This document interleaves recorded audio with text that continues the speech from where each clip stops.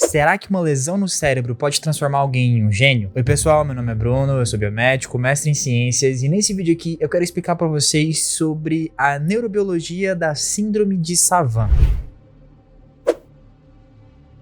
Orlando é um garoto dos Estados Unidos que, como muitos outros garotos, gosta de praticar esportes. Ele e seus amigos passaram muitas tardes jogando beisebol enquanto conversavam e se divertiam. O que ele não sabia é que em um belo dia, essa brincadeira mudaria a vida dele para sempre. Em uma tarde, ele foi atingido na cabeça por uma bola de beisebol. Após alguns segundos, ele recuperou a consciência e se levantou. Ele não contou aos pais sobre o incidente e acabou desenvolvendo uma dor de cabeça nas semanas seguintes. Eventualmente, a dor de cabeça parou e o garoto quase esqueceu o que havia acontecido. Logo, no entanto, ele começou a exibir certas habilidades muito incríveis. Ele conseguia se lembrar facilmente dos números e letras das placas de carros, conseguia recitar textos longos e se lembrava de cada detalhe sobre dias individuais. Quando a sua família percebeu, levou o garoto para o médico para poder examinar, porque achava que alguma coisa de errado tinha acontecido. Após o médico examinar o menino, ele pediu alguns exames e conseguiu constatar que provavelmente ele tinha desenvolvido a síndrome de Savant. Mas afinal, o que é essa síndrome de Savant? A síndrome de Savant é uma rara condição que confere às pessoas habilidades especiais em áreas distintas da vida. Também conhecida como síndrome do sábio, ela é citada na literatura científica desde 1789,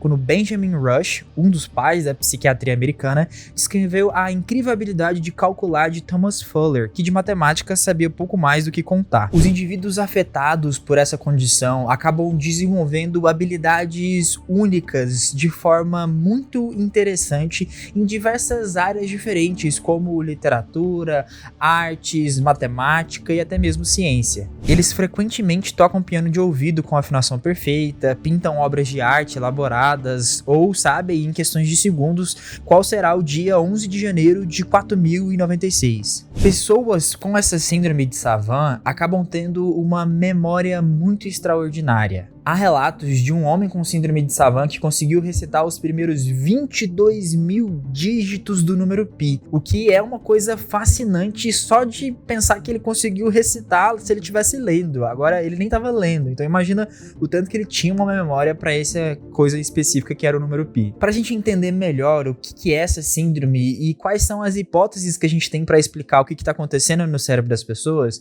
eu quero falar sobre a história de duas pessoas que tiveram essa síndrome de Savant. O garoto Orlando, que eu citei anteriormente, adquiriu essa síndrome justamente por conta de uma lesão causada por conta do acidente que ele teve ali naquela partida de beisebol. A bola de beisebol conseguiu danificar uma parte específica do hemisfério esquerdo do cérebro. Bem, o interessante é que aparentemente as funções que foram prejudicadas por conta dessa lesão ali no hemisfério esquerdo estavam sendo compensadas através de alterações específicas pelo hemisfério direito, principalmente uma parte chamada hipocampo, que é uma área do cérebro responsável pela construção das memórias e pelo processo de aprendizado. Em princípio, funciona mais ou menos assim: quando células neuronais precisam processar alguma habilidade cognitiva específica, elas começam a disparar juntas. Cada vez que essas células neuronais disparam juntas várias vezes, a conexão entre elas tende a ir ficando mais forte. Agora, se uma região do cérebro é danificada,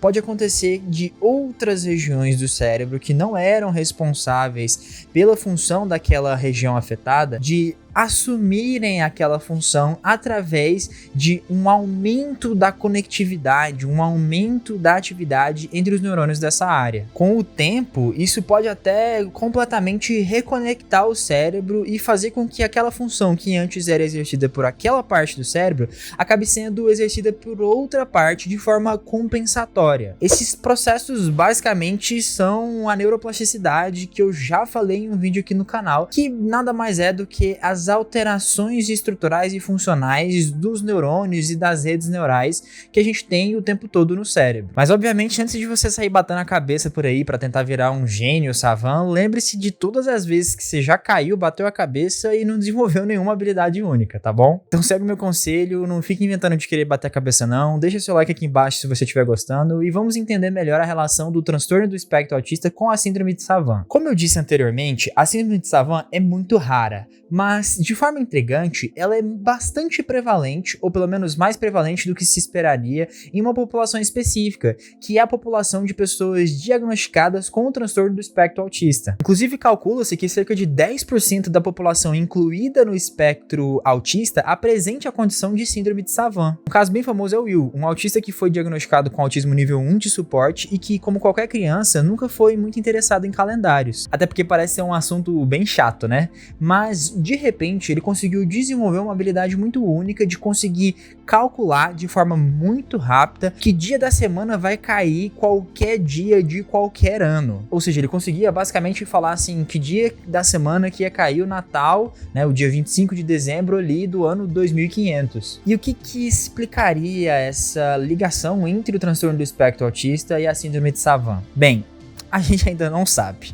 Na verdade, a gente ainda não sabe direito o que de fato está causando, o que de fato está relacionado com as alterações e as habilidades únicas encontradas nas pessoas que têm síndrome de Savant. Pode ser que por conta das alterações neurais que são pressupostas de acontecerem durante o processo de neurodesenvolvimento em pessoas com transtorno do espectro autista, sendo elas, por exemplo, o aumento de conectividade entre neurônios e a diminuição da poda sináptica, assuntos que eu já falei no vídeo onde eu explico qual que é a causa do autismo, ou melhor, quais são as hipóteses que a gente tem para explicar o que acontece no cérebro de uma pessoa que tem o transtorno do espectro autista. Pode ser que a conectividade maior regional ali do hemisfério direito ou do hemisfério esquerdo possa causar o surgimento dessas habilidades únicas. É importante ressaltar, entretanto, que ser Savant não significa necessariamente que você está dentro do transtorno do espectro autista, e o contrário também é verdade.